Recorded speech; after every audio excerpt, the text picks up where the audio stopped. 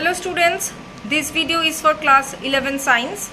In this video I am going to continue with the chapter that I have started with you people, that is science of life. This is the third part of the video. So I will continue after the second part, that means after the nutrition part I am going to continue in this video. So let's not get wasted any more time and let's just start the video. So after nutrition, the seventh point is transportation. From transportation I am going to start today's video. Transportation. See, our body needs to transport each and every element or minerals which are required by our body or by each and every cells of our body, that needs to be transported. In case of plant cells or in case of plant body, this transportation is done by vascular bundle or in short xylem and phloem. But in case of animals, this is done by the body fluid, and in case of blood, it is done by our circulatory fluid, that is the blood. So through this circulatory fluid or body fluid, each and every minerals, waste materials or whatever is getting transported throughout our body parts. Okay, now point number 8. Secretion. Secretion is a very complex substance, as we know. Secretion is a complex process, you can say. Secretions means any kind of discharge. That means discharge of enzyme, discharge of hormone. These are generally catabolic in nature. It helps in the digestion of the complex substances. So these are type of some chemical discharges from particular gland or from particular part of the body. Point number 9 is respiration.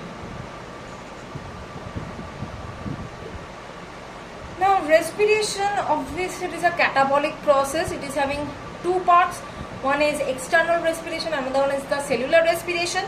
Cellular respiration is involved with the breakage or breakdown of the food particles to form energy, carbon dioxide and water. This energy which is formed as a result of the cellular respiration is required by us to perform any kind of physiological activity. So next, point number 10 is excretion. It is also a catabolic activity. It helps to remove out the the waste materials from the body after the digestion or after the entire nutrition process. So it helps in the removal of waste products from our body.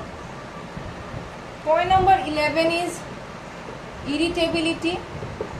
All these terms are very much should be familiar to you because all these things you have read it in class 10 also. Irritability means the person's ability to respond to a certain stimulus, that is irritability. Okay, that means if a mosquito is biting you, you will not sit quietly for a moment or like that for the entire time and let the mosquito bite you. No, you will not do that. You will either let it fly away, or you will beat that one, whatever, but you will do something. That ability to respond to the biting of the mosquito, that is termed as the irritability. Clear? Next is that growth.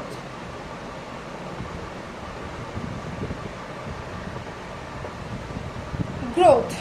Now it is one of the main characteristics of the living organism. Growth generally occurs as a result of metabolism.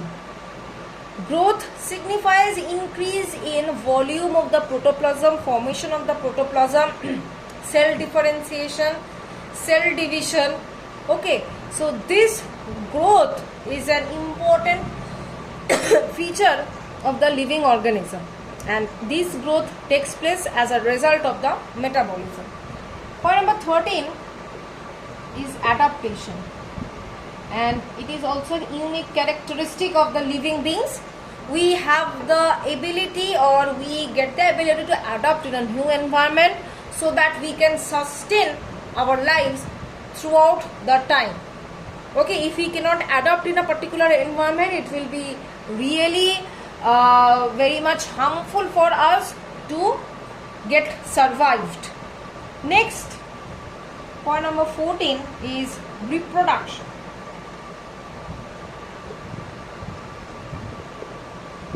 Now, reproduction, it is one of the complex process.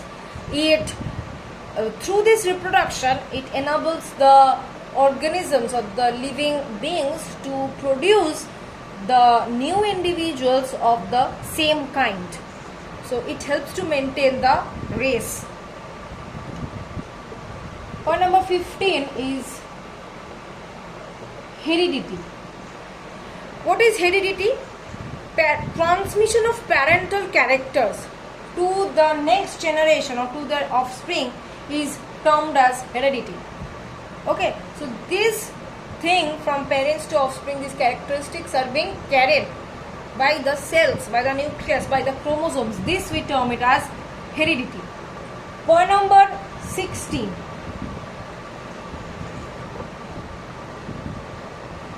That is rhythmicity.